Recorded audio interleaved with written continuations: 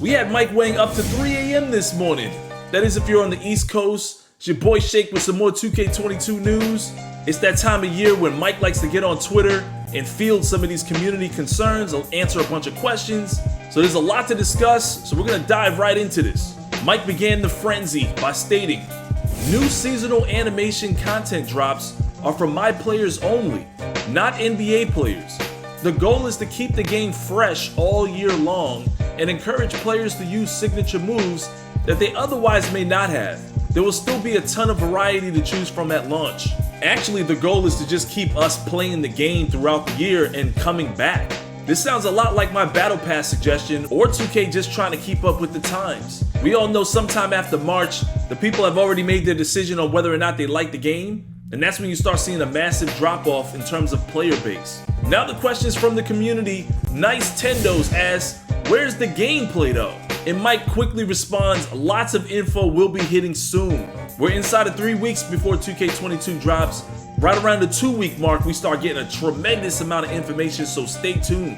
iMag Gaming says, "Will you only be able to purchase them during the duration of that season?" And Mike says, "Some content will be season exclusives, but the actual on-court gameplay sigs, shots and moves will stay in the game once they're dropped." So this is crazy. We're getting brand new animations throughout the year. That's very similar to how most games are doing battle passes. You play throughout that season and you unlock stuff as you go. It's up to you to keep playing so you don't miss out. Tio chimes in and says, "Mike, if I get a good ass jump shot and you take it away from me in the new season, I won't be happy." Mike says shots won't be taken away, only added. So nothing to fear there. Then we got Backhand who says, "How has shooting changed exactly this year?"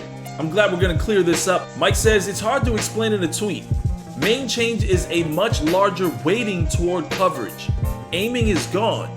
I explain more in an upcoming courtside report in a couple of weeks. Shooting is more predictable this year. I'm pretty confident the community will like it." So to clear up that second sentence, I think he's basically saying you're gonna make more jump shots depending on how open you are. Of course, timing is gonna be needed, but contested shots are probably gonna miss a lot more often this year. Good question from Cash Money J1. "Is Steady Shooter gone? Mike, please say yes." And Mike says yes. Steady Shooter was definitely overpowered at times. We saw a lot more 100% excellent releases this year. Not saying they should completely eradicate that from the game because real NBA players hit tough shots, but just tone down the frequency. We got my man Ace who says, "Can we dribble after a step back using the square again?" And Mike says no, but you can if you trigger the shot with the Pro Stick. So if you guys remember 2K19, 2K20, you could just tap square and do a step back with your dribble. It would appear that you're gonna take the shot, but you can still maintain your dribble. But in 21, we just couldn't do it anymore. Mike says it's actually back in 22, but now this is triggered by pressing the Pro Stick. So you're gonna be using the right stick in order to do that move. And Tez comes in with one of the most important questions. "And can you please let us stay 99 after all the hard work we put in? Instead of losing our 99 stats if we lose a game. Some of us don't have squads and play with randoms." And finally, Mike confirms you won't lose 99 this year. That's huge. I've been asking 2K to get rid of the fluctuating overall system in my wishlist videos and all throughout the year for the last 2Ks, 2K20 and 2K21. You will not lose your 99 overall rating now. So feel free to make more builds. T-Bone jumps in and says, "Will animations and SIGs be limited per person?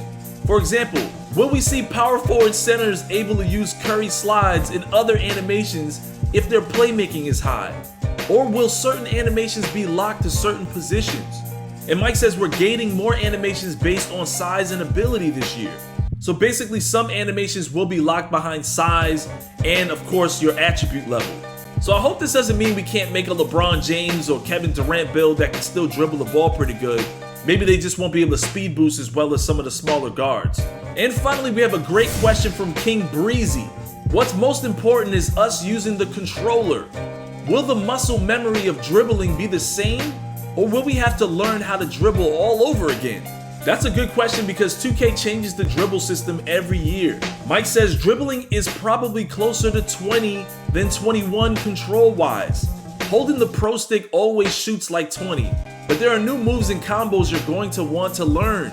I don't know about you guys, but I like 2K21's dribbling better than 2K20. In fact, when 20 dropped, everyone was saying 2K19's dribble was better. I would definitely say remove certain overpowered animations that lead to speed boosting or Curry sliding all damn game. But to go back to 2K20's dribble system, I don't know about that one. But you guys already know what it is. I'm gonna drop those 2K dribble tutorials for you, no question. So anyways, there was a lot more said. I'm gonna save it for the next video. We were up super late last night, so stay tuned. As always, smack that like and subscribe. Click the bell to be notified for more news updates. And I'll see you guys in the next one.